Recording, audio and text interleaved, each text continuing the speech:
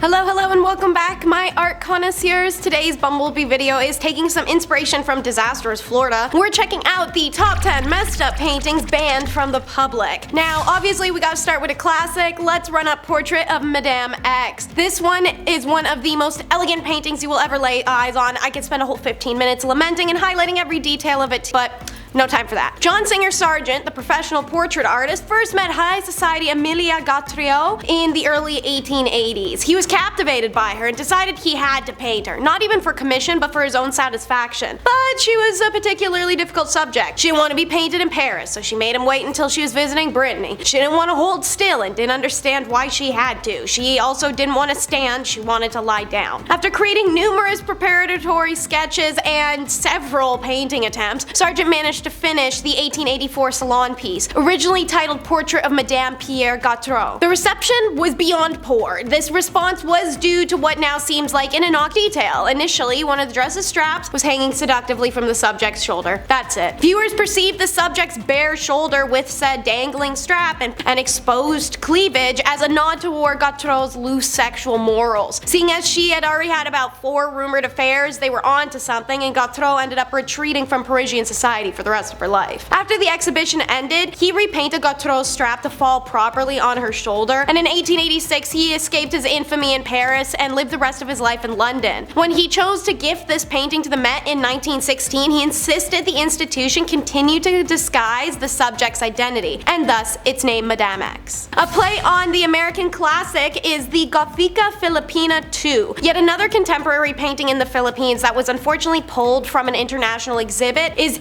Daibayan's Gothika Filipina 2. In 2009, the curators of the Asian International Art Exhibition suddenly prevented Daibayan's painting from being displayed at the National Art Gallery in Kuala Lumpur, Malaysia, when plans had been made already for it to be displayed there. According to Daibayan, his painting addresses socio-political questions. "I didn't create a provocative work for the sake of provocation. My aim was not to disrespect the local culture, sensibilities, and moral values of the host country in any way," he said. This piece shows a horned skeletal man with a woman, both wearing see-through native Filipino clothing. The woman's breasts and pubis are visible, sure, and she is seen holding a skull with the tongue bearing the Filipino flag.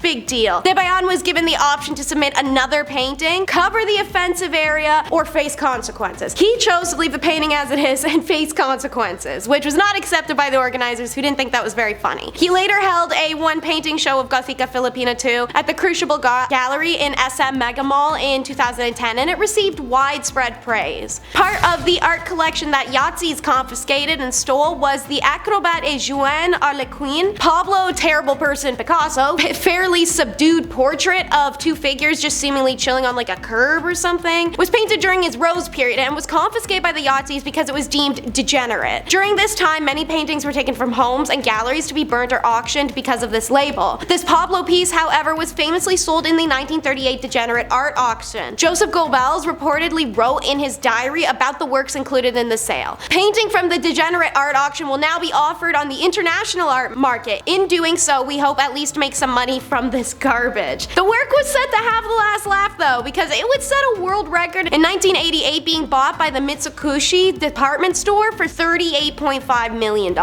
Next up is an art piece that is titled like a thrift store shopping grocery list: Flagon, Glass, Jug, and Bridle. Well, back in 1627 and prior, our boy Torrentius's paintings were starting to be considered immoral and blasphemous and a little too spicy for the people's palates. Not hard to be too spicy for them though, they are Dutch after all. Even though the work was never banned, the artist was sentenced to 20 years in prison for it, so I feel like that can earn the painting a spot on the list. Banishing a painting right here. Banning an artist's literal existence all the way up here. Both the artist and his art abound in mystery. Several paintings by Terentius are mentioned in Charles's inventory. In Charles the First's inventory, but not a trace of them has found, nor has any trace of the artist's life in England. In fact, nothing is known other than a brief general description by Horace Walpole and anecdotes of a painting in England 1826. When he was arrested for adult images in art and openly flaunting his critical attitude towards the Bible and Calvinist preachers, his paintings were believed to have been destroyed at the time of that conviction. excavation. Only one has survived, as you can see, but it was not rediscovered until the previous century. There are clues in the allegorical painting Flagon, glass, jug, and Bridle, such as the cross pipes and the sheet of music that supposedly alludes to a secret cult religion. Terentius was interrogated 5 times, but he would not confess to any cult participation, so he was sentenced to the breaking wheel, and even then, those lips were sealed. In the words of Horace Walpole, giving more scandal than satisfaction, he returned to Amsterdam, and we know nothing more. In the groovy 60s, we see controversy over Ecstatic Unity, which sounds like a 60s term for a group romp or a brand of suede friendship bracelets, no in between. What it actually is, however, is work by Boston-born artist Dorothy Iannone, who had rose to prominence in the 1960s for her explicit paintings celebrating nude body and ecstatic unity, which she defines as the union of gender, feeling, and pleasure. Drawing from elements of illustrated comic strips and folk art aesthetics, Dorothy's psychedelic style is characterized by bold colors and energetic patterns. But alas, Baby Girl was censored and banned. Her work was removed from the Kunsthalle Bern in 1969 after the museum's director deemed her paintings too adult imagey and demanded their censorship, otherwise they're banned from gallery display. Nevertheless, Dorothy continued her mission to promote artistic and sexual freedom. She actually responded with the story of Bern, reclaiming her work from the controversy surrounding it by making her perspective public. Dorothy died on December 26th of 2022 at the age of 89. Meanwhile, also happening in 2022 was the 29. I call them the 29 because it's not one painting, it's 29, and they're not getting just banned, they're getting completely destroyed. Guess what kind of paintings they are? Doodles and smudges. Look at that. Don't you feel yourself absorbing evil? Don't you want to go like run someone over or overthrow the government or have raucous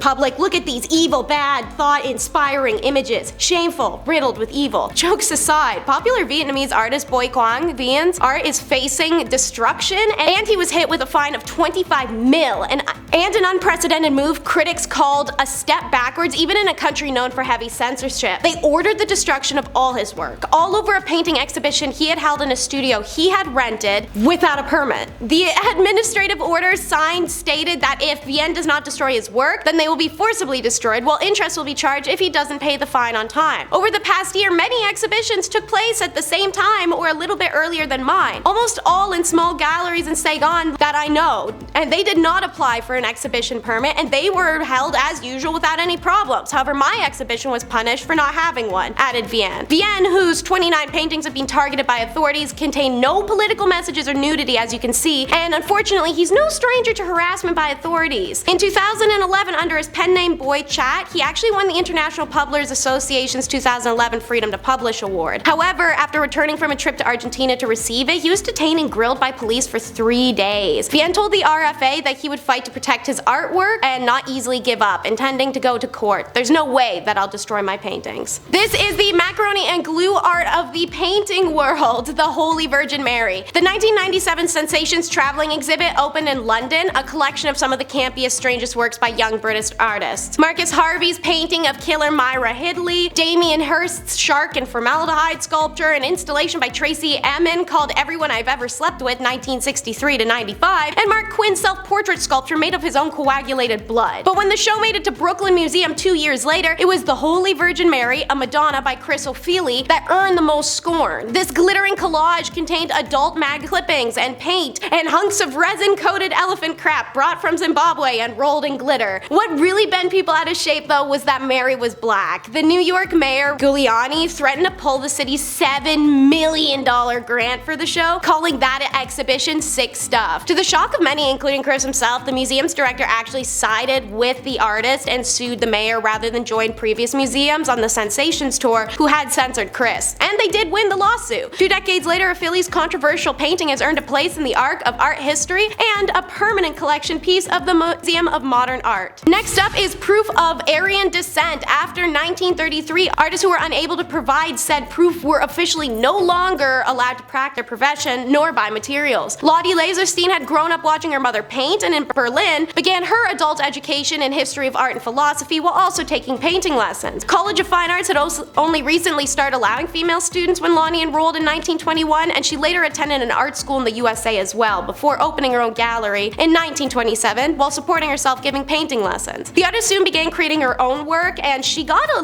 lot of exhibitions, and her work became more widely acknowledged as a result. Her prominent role with the Association of Berlin's Women's Artists further aided her career. Despite her increasing achievements, accordance with the new show and painting, Laserstein's career is plundered when push-burn-mustache dictator Schmittler takes power and banned the artists of Jewish heritage from exhibiting work or purchasing materials. Now discharged from her role in the art associations, the painter is forced to develop a plan of escape. In order to leave her homeland and emigrate to Sweden and gain citizenship, she marries a Swedish man, doesn't cohabit with him, and gets to go over there. Luckily, Lottie's close friend, Trot Rose, did manage to smuggle Lottie's art to safety, so it may still exist today. An art piece meant to be about empathy, but in reality just ends up being exploitive, is Open Casket. When Emmett Till was brutally killed in 1955 after a white woman falsely accused him of coming on to her, his mother had an open funeral to publicize the mortifying state of American racism. This false accuser, by the way, is still alive today. Exhibited at the 2017 Whitney Biennale in New York City, Open Casket was Dana Schultz's interpretation of a press photograph documenting Till's mutilated body. For Schultz, the project was a gut-wrenching study in human empathy, but for many, the painting capitalized on the tragedy, and the removal of the painting became a widespread movement. British artist Hannah Black led the opposition, arguing that it's not acceptable for a white person to transmute black suffering into profit and fun. In an open letter to the Biennale curators, Black called the painting's removal and even destruction necessary. Artist Parker Bright also protested the painting by blocking it from view while wearing a shirt that read Black Death Spectacle, confronting viewers with the reality of a physical body, not just an abstract of one. A banner that Pashish Lamaba hung from the High Line, which runs along the Whitney, read, "The white woman who lies got Emmett Till killed is still alive in 2017. Feel old yet?" Dana Schultz wanted to make an artistic empathy piece. Any of these protest performances done against her work would have been more compelling than her work itself. In a fortuitous yet eye-rolling twist, the painting's removed due to a water leak. And the painting banned just to spark discussions like these: Watewrhouse's Hylas and the Nymphosis trick. So, around January 26, 2018, the strangest thing happened. Manchester Art Gallery has chosen to remove Watewrhouse's Hylas and the Nymphs as an example of male artists pursuing women's bodies and using the female body as a passive decorative art form. The claim that this act was about challenging us and not about censorship was widely agreed to be unconvincing. If you want to do that, why not frame the work in an exhibition that promotes productive debate? Especially seeing as the ancient myth that inspires the picture, the youthful Hylas is about to be drawn to his death by the lustful and predatory nymphs. If taken figuratively, the pursued and objectified body is male. If taken literally, yeah, a grown man may point and giggle and go, heh nipple. People began to fill the wall where it had used to be with sticky notes after a prompt left by the gallery there encouraged their critiquing of the decision. It was apparently an irresistible prompt. Commentary poured in via dozens of sticky notes, hundreds of online comments, and widespread news coverage. But then on February 5th, 2018, with no announcement, the painting is returned. And not for the reason you'd think. Turns out the gallery punked everyone, and the whole point was to open a debate. And the removal was part of a performance initiated by the artist Sonia Boyd. In a statement, the gallery said the removal was meant to prompt conversation about how we display and interpret artworks in Manchester's public collection. The action had risen from discussions between the artist and staff about power and taste, about who decides what is seen and not seen on the walls of museums and galleries. Alrighty, thank you so much for tuning in, and I hope you enjoyed. Be sure to like and subscribe if you want to see more from us, and until next time, be critical, everyone.